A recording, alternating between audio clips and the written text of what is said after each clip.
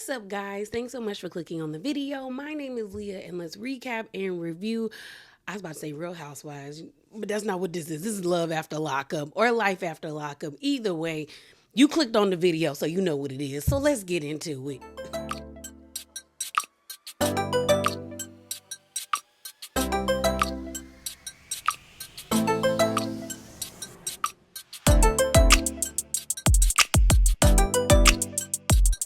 So let's start off with Melissa and Louis. Honestly, bro, I just feel like they shouldn't have been added to this season. I feel like if they were going to add a new couple to this lineup of couples for Life After Lockup, they should have came with a more explosive couple because honestly, the couples that we have now aren't like they're not giving me what I thought they were gonna give based off of the trailer. And so I'm just feeling like if y'all were gonna add a new couple, you should have gave us a couple that was really gonna give it to us. I'm surprised we didn't see the continuation of what's his name? Christine and dang it, I cannot remember the comedy convict they got arrested at Walmart. Julian, Christine and Julian. I'm like, why didn't y'all bring them to Life After Lockup? I feel like people would have been invested in that story. I know I wanted to see how if she got her kids back, but hey. So we open up and we see Louis at a jewelry store with his two friends, Lou and Joe. Joe is kind of cute. I like beards, okay. Nice thick beards.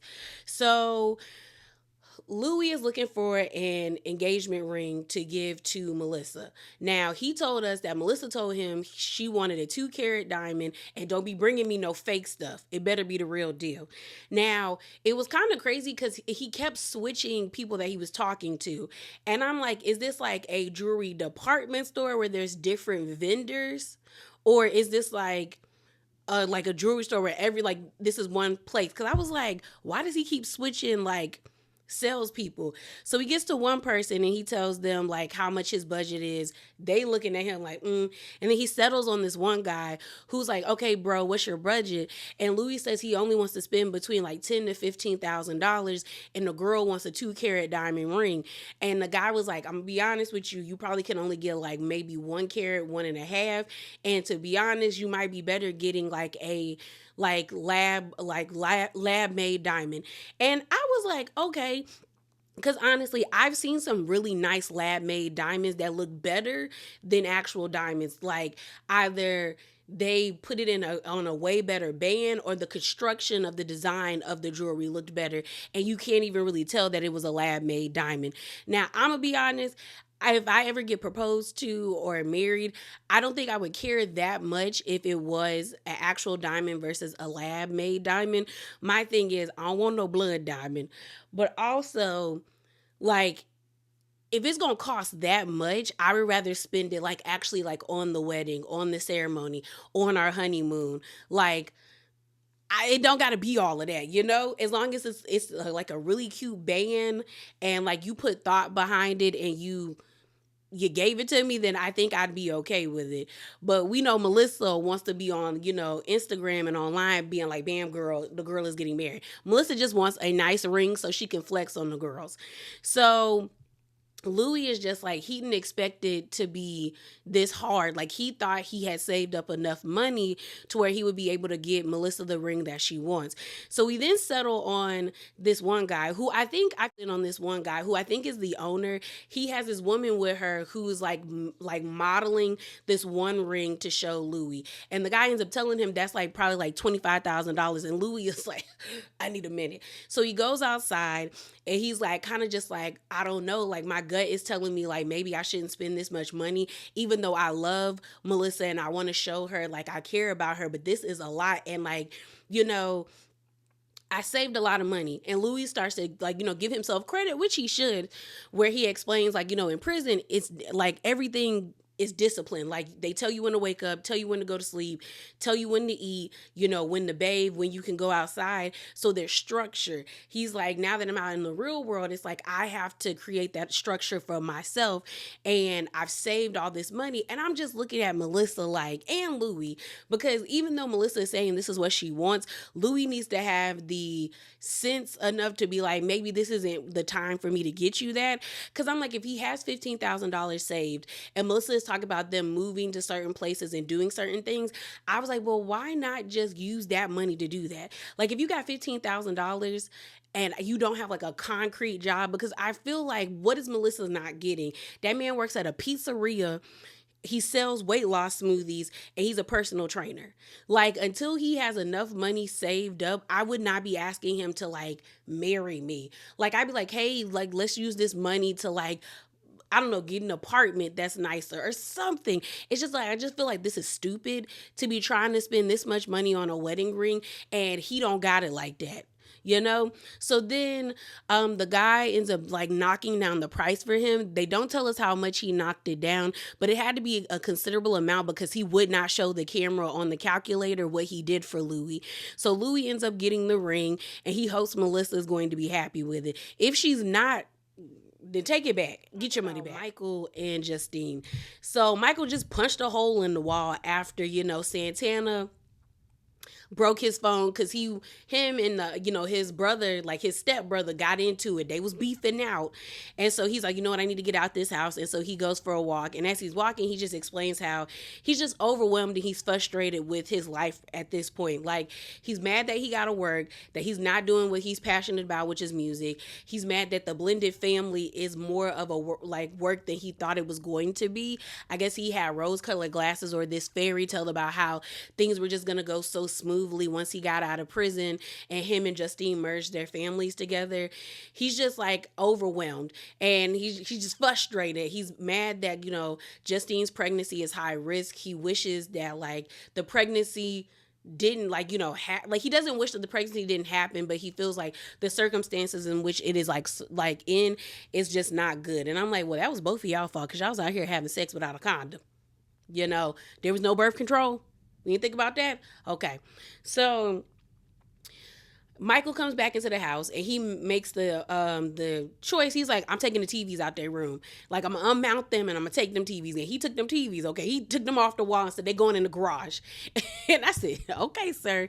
But as he was walking past Justine was like, whoa, whoa, whoa, don't walk past me. We need to have a conversation. I'm on your side, so don't get mad at me. And he's like, I'm trying to walk past you so I don't take out my frustrations on you. Like, and she's like, well, just sit here and talk with me. Like, you have to do better with like talking things out. Like, you no longer are in prison. Like, you have to talk. We have to communicate. You pacing back and forth, you punching holes in walls, that doesn't help the situation. It actually makes it worse, where the boys think that it's okay to do that. She was like, they suck at communicating with each other. I agree with that. Just like sometimes we suck at communicating with each other as well. So we have to work on that. And he's like, yeah, yeah, yeah. And he goes, takes the TVs off the wall. We then see this scene of the Michael playing basketball with his daughter and Justine going to like this coffee shop with her daughter. So we found out that her daughter is actually in school right now at the university. I think she said University of Las Vegas. And she's having a good time. Like, she's 19. She's enjoying herself. I think she's like in a sorority or something. She's having fun. And so Justine then drops this bomb on her about like, girl, I have to write a will. I have to write a will. And the daughter's like, what do you mean? She was like, well, my doctor told me that it was probably the wrong idea for me to get pregnant right after having, your sister. And I have to write like a will just in case something happens. And I think that you should have responsibility of Santana because you are a lot more patient than Michael is with him. And you do have to have patience with people who do have autism, because they do shut down a lot quicker than other, like, neurotypical people. But there's ways that you can communicate with them. And this is one of the reasons why, like, I love my sister. She works in higher ed. And I remember she was like at one time being like a camp counselor, and there was a kid in her program that she could tell, like, was having some issues, that was like struggling. And whenever the little boy would get angry, he would just like, he would shut down, not communicate, but he would have really bad outbursts. And it wasn't until my sister got the idea of giving him like a piece of paper and a pen. And she was like, Leah, like he wrote out his feelings so clearly and so concisely. And I was just like, wow, like, so he could communicate. It's just like, he just couldn't like verbalize it. And the thing that was so frustrating about it was like that his mom just would not believe that her child had a disability. And I was like, your child needs help. Like, you're putting him at a disadvantage by not acknowledging that his brain does not work like everybody else's. That doesn't mean that there's anything wrong with him. That just means his brain is different. So there needs to be other ways that you communicate with him. But she would not listen. Hopefully, I mean, it's been years, but hopefully he's in a better place now. So the daughter is just like, that's a lot of responsibility that you want me to put my life on hold if you kick the bucket to take care of my brother, and then you want me to have joint custody of my little sisters with you, like with you? Like what?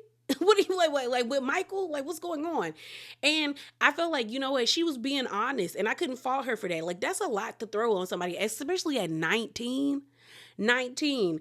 And she then asked her mom, why didn't y'all think about that before you got pregnant?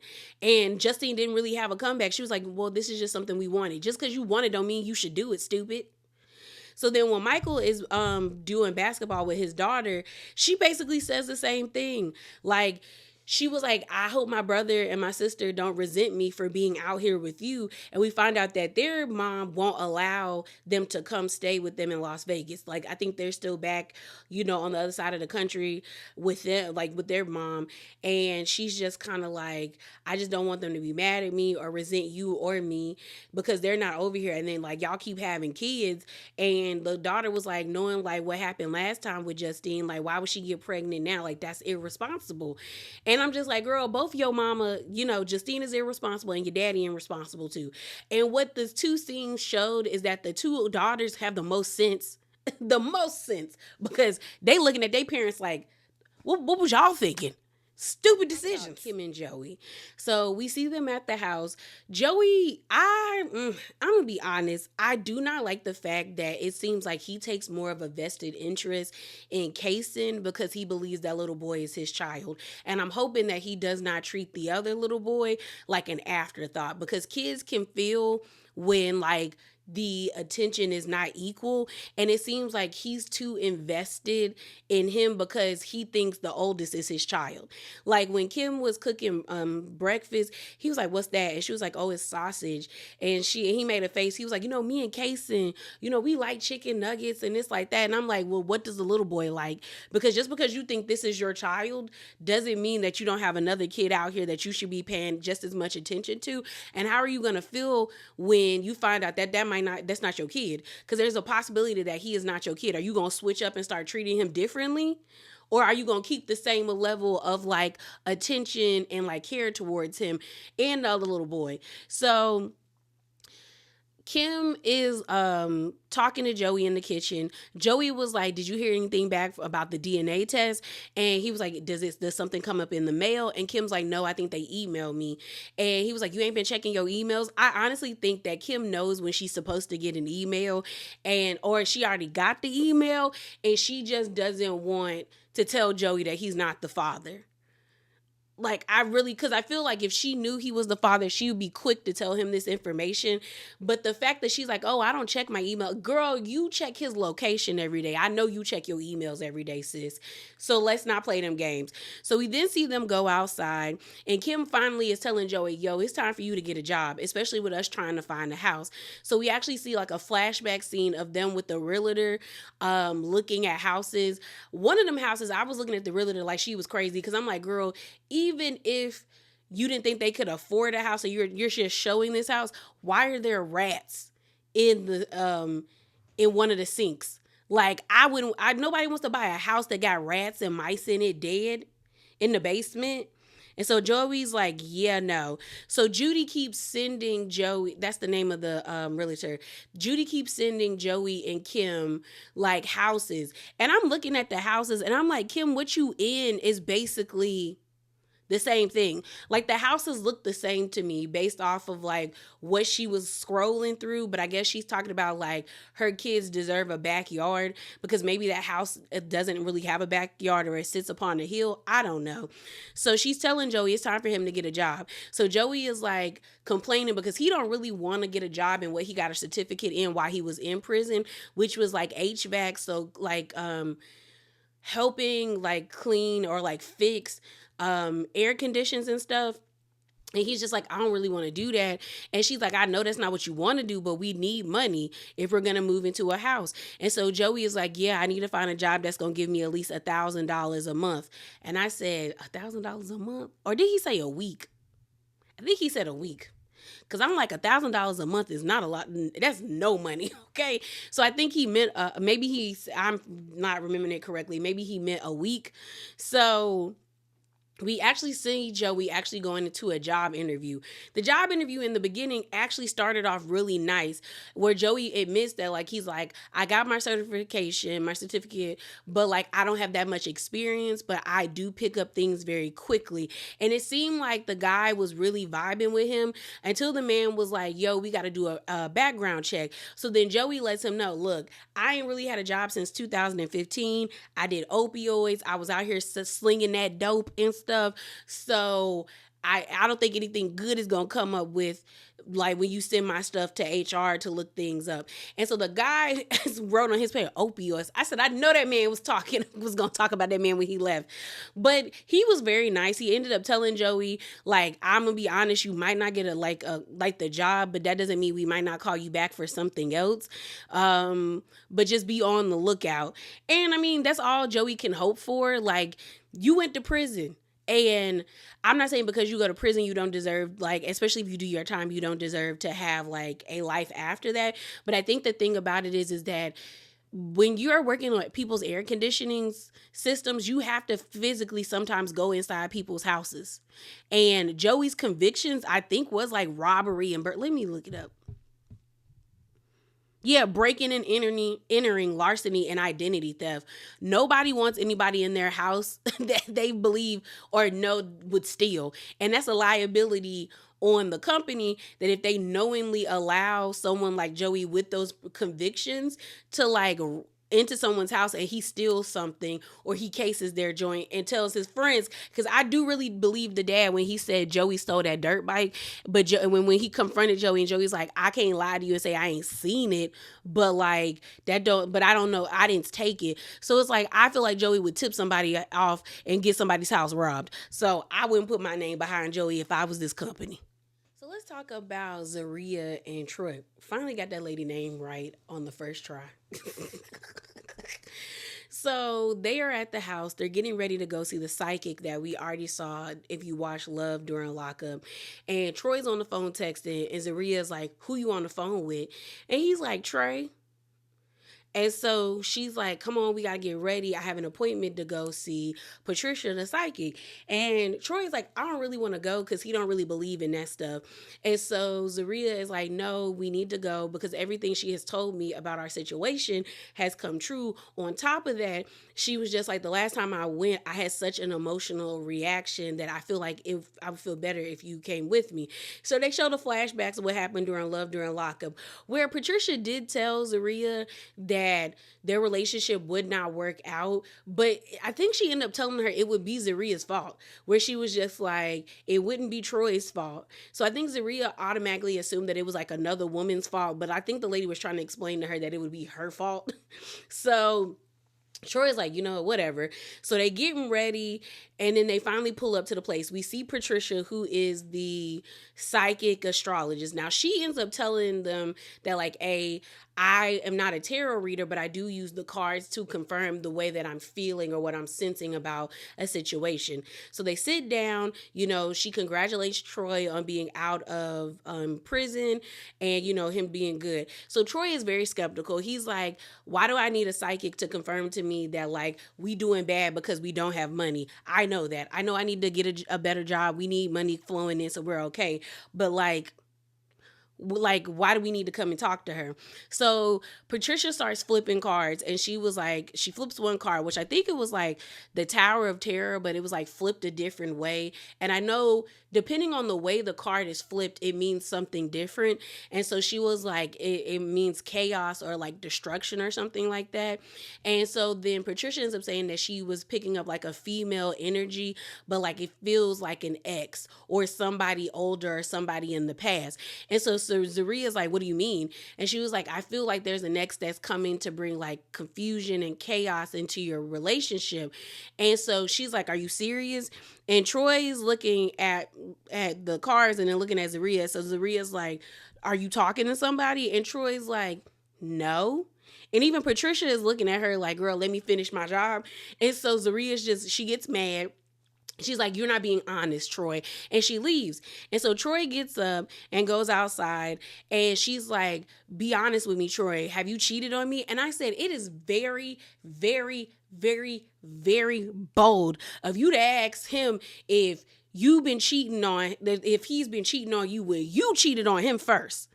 Like, if he cheated on you, that's get back, and you should be okay with it. And she was like, see, Troy, that's the difference between me and you, is that, like, I admit to my faults. You don't. And Troy is like, I'm not cheating on you. I haven't spoken to anybody else other than you. And Troy even said in his confessional, like, I don't get how she can accuse me of cheating when she the one that cheated. And I'm with Troy. How you gonna, you, what? If I cheat, okay. You cheated, I'm getting my lick back. Like, are you serious? As the person still stays with them, they then automatically assume that that person is going to get back on them and cheat on them. I'm just like, if you can't just take the L and keep it pushing, then why even admit that you cheated? Because honestly, Zaria didn't have to tell Troy that she cheated. I feel like you told him to like hurt him because you were mad about y'all situation. Because really, how would he have ever known that you cheated on him if you didn't tell him? Especially if it was with some guy that he don't know, unless it was with somebody that he knew, then that's different. But if it was with somebody that he didn't know about, then why did you feel the need to tell him? Because I know I wouldn't have told him. Shoot. And so she's just like, Troy, like, be honest with me. He's like, I'm not cheating on you. So then Zaria's like in their like confessional where they are in it together, being like, well, you always on your phone. And they show a montage of like him being on his phone, trying to give Zaria his phone. And she was like, that don't mean nothing because you could delete stuff off your phone. Okay. And you could also go back and check it too. And figure out, like, girl, back his phone up to the cloud because I know you paying for that phone because he ain't got no job. And so she's just like, who are you texting? So they end up coming, like, making amends and like walking back into the psychic's, back into the store. So the psychic ends up telling her that, like, do I think Troy is cheating now? No. Like, the presence I felt was a older presence, but she says y'all do need to be prepared because there is like some trials and tribulations that are coming for your relationship. And then we see Patricia talking where she's just like, Zaria is trying to like outrun what's coming, which is like there's going to be some stuff coming up, some chaos or like some things, some situations that she's not going to be okay with in their relationship. But I feel like she's the one that causes all the chaos for herself and Troy. Cause I'm like, the guy's only been out for a month and you have this much, like you're like spazzing out this much. You freaking out on him. You're like being mean and nasty towards him. And it's just kind of like, he only been here for a month. Why are you tripping? So then Troy is like, hey, we need to get ready to go meet with your parents. So we see him pull up to the parents' house. We actually see the son. Now, word on the street is that the son actually lives with his grandparents, which honestly, based off how big their house was, that probably is the best bet for them. But he's at the house. We see them sit down to have family dinner. Now, the father is trying to instill like words of wisdom to Troy, talking about he wants to help Troy be the best that he can be. You know, the Bible says this, the Bible says that. Like, you know, you sow something, you reap the benefits and all of this stuff. And Troy is just like, I didn't grow up in the church, and I know the father means well, but like, I don't think he understands, like, it's not hitting me the same way I think he thinks it's supposed to. Troy also explains that, you know, he does appreciate that they're helping them, which means financially. As they sit down to have family dinner, The mom is asking, so how are you guys doing so far, especially with your business, especially with working? And Troy is like, it's definitely different than what I expected. And we find out that like they need at least 50 children in order to be a part of this like nonprofit program for them to get government funding. And they are having a hard time struggling to get these people in the community to be a part of it. And I'm just kind of like, what did y'all expect to happen? That y'all would open this business up and things would just flow? Because I'm like, if you don't have a community presence, no one's gonna come to you. Like, this definitely should have been like a side project while, Troy got an actual like job, and you stayed at whatever job that you were working at.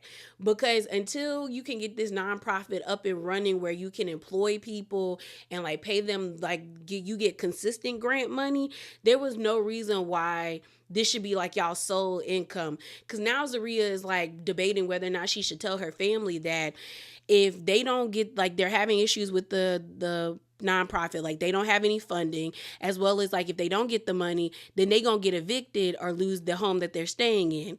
And I'm just like, girl, what? So then Zaria decides to tell her Bible thumping parents that she been going to a psychic for the last year. The way her daddy said, what? And he put his head on the table like, I knew he was gonna call it witchcraft, and then the mama called it witchcraft. And I screamed because the mom was like, I believe that. I believe that's witch. I believe in the Lord, just like I believe in the devil's power, and that's witchcraft. And I said, girl. And what's funny to me is that, like, I am someone that believes in the Lord. Okay. I have my own relationship with God. But it's funny to me when people who are so like religious call psychics and mediums like call it witchcraft and of the devil, when a lot of the things mirror each other. You say someone who speaks like a prophetic word is a prophet, but if you're it can be the same thing as someone who deems themselves to be psychic. They are both foretelling you stuff that they see in the future or that they see is destined for you. So it's the same thing basically. It's just that like because you don't see that it's under the moniker of the Lord, it's deemed witchcraft. So I'm just like, man, it's the same thing. So then as the dad is starting to talk, the mom is like, amen, amen, amen, hallelujah. Amen. I said, why would you tell your parents you've been going to see a psychic? Why? And the daddy said, I already know the works for that. I prayed it upon your life, what you were destined to be. Ain't no psychic gonna tell you what you got to be. I said, girl, why? Why would you tell your family this? I knew that was gonna be their reaction. And so Zaria is just like, I'm not gonna give up on talking to the psychic, because for the past the year she has been right about everything. And so in her confessional, she's like, it just feels like there's a dark presence around us. And I said, girl, it might be you. It might be Daniel. Daniel need to get away from Bianca, and Bianca needs to take her little ass back to Florida and be around her family and be in a like intensive therapy like program, because there's something really wrong with her. Like there's something really wrong with her. And I'm just like, girl. So we end up seeing Daniel's family come over. We see the cousin and we see the mom and the stepdad. And they're in town for a little while until they got to go back to a different state. So I thought all of like Daniel's family lived in Arizona, but I guess not. So we see, they're walking around and they're like, okay, Robert's going to stay with Bianca to like keep her company. Bianca's cool with it because she hasn't really made any friends while she's been out there, and she doesn't mind the company. We end up seeing the mom and the stepdad take Daniel to go to Plato's Closet to get him some clothes. So Robert's like, you want to go out? And Bianca's like, let's go to the bar. So they're going to the bar. So while they're at the bar, Daniel is with his mom and he's asking her, so how do you feel about Bianca? And the mom is like, I like Bianca, but I'm definitely worried about her being around you and possibly like causing you to go down like a dark path again. And the dad is like, yeah, she really got to work on like that drinking. And like the mom is just like, I like her, but I just don't like the fact that she seems to have a drinking problem, and that could really put you in a negative spot. And Daniel's like, well, I really care about her, I really love her, and I want to get her a ring. And the mom is like, what you mean? And he's like, it's not like really proposing to her, but like, giving her a ring to let her know like I'm here in this for for the long haul. So they're at Plato's closet. They end up looking at rings, and they buy a ring. And so the mom is like, so have y'all, like, what are y'all trying to do? And he ends up telling her, like, we did have sex, but we didn't use protection. Like, she's like, do you really think a baby is what y'all need right now? And he's like, no, but like, we're trying to figure things out. And I'm just like, girl, take your son and run. So at the bar, Robert and Bianca are drinking. Now, Robert is like, he's normally a lightweight, but I think Robert got like feelings for Bianca, or he kind of is like one of those guys that does whatever a pretty girl that he deems is pretty to him will like make him, like, he'll do it. Because I'm like, if you're not a drinker, why you throwing back shots with Bianca? And he's like, and you could tell he wasn't, that he was drunk, because he kept smiling. And I was like, oh, you kind of sweet on Bianca. So they're sitting at the bar, they're drinking, and Robert ends up asking, so how has it been? And like, she ends up, like, when I tell you, Bianca is telling all of Daniel and her business, where she's like, they had sex, it was okay, but like, there was no foreplay. Robert is like, I'm guilty of that too. I just want to stick it in too. But Robert, and I think Bianca said Robert and her are around the same age. And so then Robert tells Bianca, yo, text them to see what time they gonna come over here, because we shouldn't be drinking in front of them, and we shouldn't be like throwing it back. Mind you, Bianca kind of then ends up admitting that maybe she does have a drinking problem, because they had only been there for 30 minutes and it was like 4 or 5 glasses on the bar. And like, one of the glasses they had for a shot. So that means you had, I don't know if it was like Bianca had 2 drinks and Robert had 2 drinks, or Bianca had 4 drinks, Robert had 1 drink and like a shot. But either way, like, they were really at that bar drinking. And so they start talking about the whole plan B of it all, where Bianca said that they had sex and that she's not going to take the plan B. And Robert is like, are you going to tell Daniel? Because like, I don't think y'all should be having kids. Like, he's never lived on his own. So then Bianca gets mad. It's like, yeah, he's such a mama's boy. I'm like, girl, he's been in prison for the past 6 years. What do you want him to? He's supposed to lean on his family that's still there. Like, he doesn't have money saved up. He got to pay restitution and child support. What's not clicking up here, Bianca? Like, yo. So then Robert is just like, I don't think that's a good idea. Like, y'all probably should wait. Well, she was like, well, we have 9 months. And I'm like, what? Do you really think everything and not, like, are you serious? Oh, she get on my nerves. She's so stupid. And so we then see Bianca tell Robert about the whole argument that they had prior to that day about the what's it called, about the breakfast. And he even was looking at her like, girl, that's not that deep. So then Robert is like, do you have a job? Like, he doesn't have a job. Well, she was like, I got money. And he's like, okay, but like, he still doesn't have a job. He's never taken care of himself.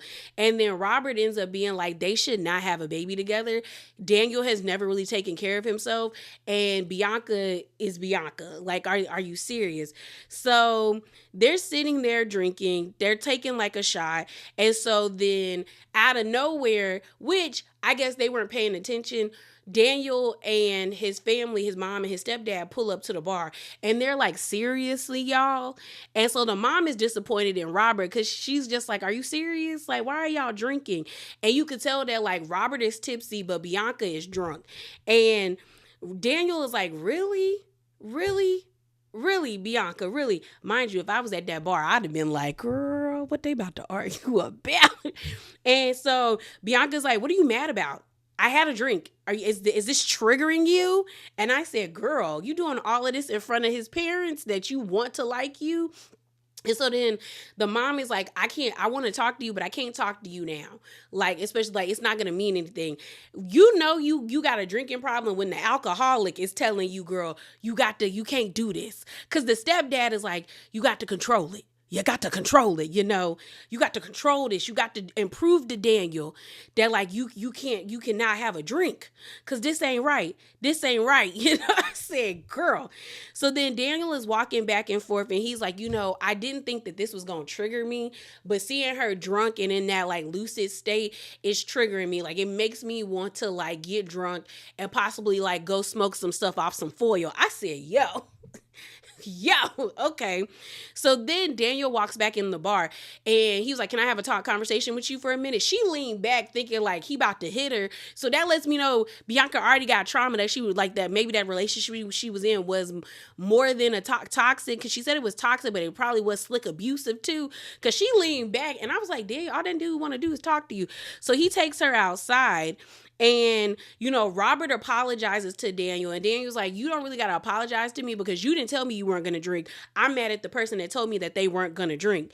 And so the parents are just looking at Robert like, "Seriously, Robert?" So then outside, Daniel is like, "This is triggering me." She's like, "Okay, that's your problem." And so she wants to kiss Daniel. And Daniel's like, "No, you got liquor on your breath. I don't want to kiss you." And she's like, "Are you serious right now? You really don't want to kiss me? Like, you don't want to kiss me?" And she's like, "No, Bianca, I don't." And then like you can tell that like for a minute he was about to do it, because when she was like, "Seriously, Daniel," and he smiled like, "Okay, I want to," but then he was like, "No, I'm not gonna kiss you." She's like, "You really not gonna kiss me? You really not gonna kiss me?" And so then we end up seeing like a confessional from the mom and the stepdad where they're just kind of like, you would think she would not want to drink so much after getting into a car accident with a friend that was drunk. And then Bianca ends up like being like, "Oh, I can drive." Clearly you could tell she's intoxicated. So the mom is driving her car back to where Daniel and Bianca are staying. And that's why I said I don't really believe that story about her not knowing her friend was drunk. I feel like her and her friend are like used to getting like white girl wasted and jumping into a car and driving. This time it just had like severe consequences, because I'm just like, "Girl, you were too quick to be like, no, I can still drive," when clearly you could tell she drunk. So then we see them go back home, and Daniel's like, "I'm really pissed off at you right now, like really." And she's like, "That's your problem, like you're triggered, I'm not." And so Bianca's laughing in his face, and then he ends up saying like, "You know what, I'm gonna sleep on the couch, you can sleep in the bed." And she's like, "Are you serious?" And he's like, "Yeah, I'm serious." And I'm just like, "Daniel, leave. You just need to leave. Like, maybe you might be better going to the halfway house. I don't know." But like, or maybe you need to figure out how to parole to your parents' house, because in all honesty, like this is not a safe environment for you. Our last couple is Brittany and Key Rock. They going through it. They are still stuck in the motel that the government gave them. It's actually been a month since Key Rock's mom and his brother and the mom's boyfriend have moved to Texas. And Brittany, she over it. Brittany is like, sis is over it. She's like, "I don't want to be here anymore. I want to leave. I don't want to be here." We find out that they do have a curfew, since it is government like owned property. Like they have to be in by 11 p.m. and they're not allowed visitors. So she's like, it's just depressing.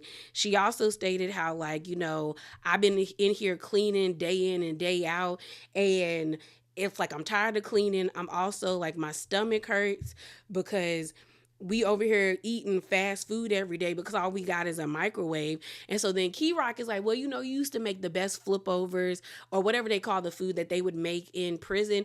And Brittany's like, "I don't want to do that no more. Like, I want to stay in my apartment. I want to be in my apartment in Texas that we paid for. Like, I don't want to be here anymore. Like, I'm sick of it and I feel like I'm losing my mind." So then we see them get ready. We also find out that Key Rock got off of probation.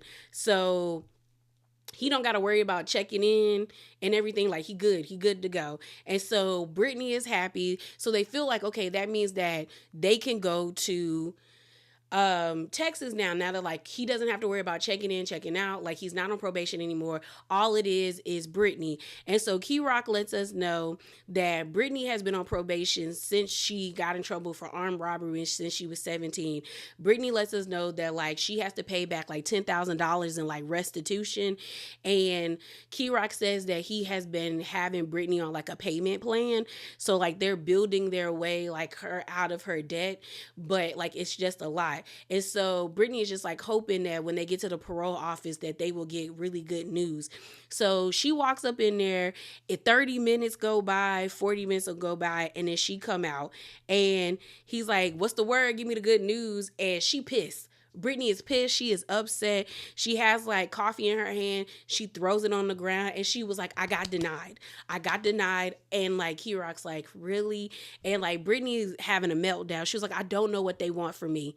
I have done every single thing that they have told me that I should have done, that I need to do, and they still are denying me from going to Texas. Now she's saying that I have to start the process all over again, but I guess I think she said like the paperwork, the first time they put in the address was messed up, so then they had to put in again, and she was using her aunt's address, but now that she has to stay with her aunt, and she has to see if the aunt will allow her to put her name on the lease.